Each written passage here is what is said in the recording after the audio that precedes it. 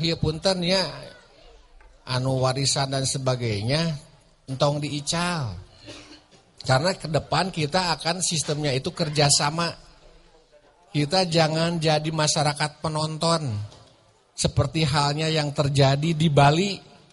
Orang Bali mah nararongtor ayeuna teh ka emper-emper yang punya lahan yang strategis dikuasai oleh orang-orang luar. Orang Jakarta dan sebagainya.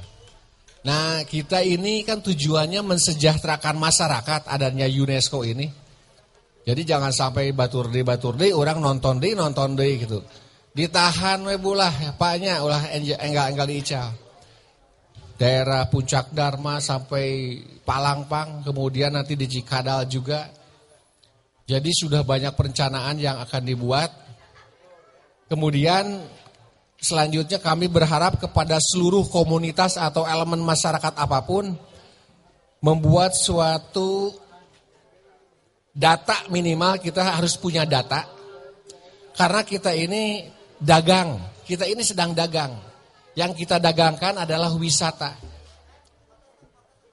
Saya pernah berbincang-bincang di Jakarta dengan beberapa investor, ada beberapa teman.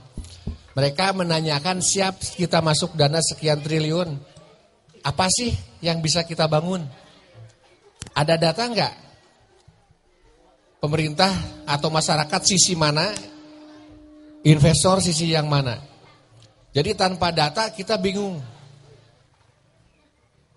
Itu salah satu. Jadi kita misalkan di PAPSI nanti dikumpulkan data-data. Juga di Palapa dan sebagainya. Objek-objek wisata silakan digali, dicari. Kemudian berimprovisasi dalam kerajinan tangan misalkan. Terus selanjutnya kita pun punya 2 pulau ini Pak. Mungkin di sini ada banyak pengunjung yang dari luar, bukan orang Cimas atau Surade saja atau Cilacap. Kami mempunyai angan-angan 2 pulau Mandra, misal Pulau Mandra dan Pulau Kuti itu bisa saja nanti pagelaran seni ada di sana. Apa yang terjadi di Pulau Seribu itu kan ada Pulau Putri Barat, Putri Timur, kemudian ada jembatannya dari darat ke pulau itu ada jembatan. Tidak menutup kemungkinan kita usulkan untuk membuat jembatan dari darat ke pulau tersebut. Dan di pulau tersebut menjadi pusat kegiatan pagelaran seni atau hasil-hasil kerajinan. Karena nanti di selatan akan sangat ramai Pak. Jadi itu yang bisa kami sampaikan. Intinya kita harus menjaga, masyarakat seluruhnya harus menjaga lingkungan. Ada hal yang tidak bisa kita lupakan. Kebersihan, Ibu, Bapak, kebersihan. Ketika UNESCO turun nanti tidak boleh ada sampah dimanapun. Kalau ada sampah, kacoret. Nilainya turun, kita bisa dipending mundur. Kalau ada limbah-limbah, tercoret.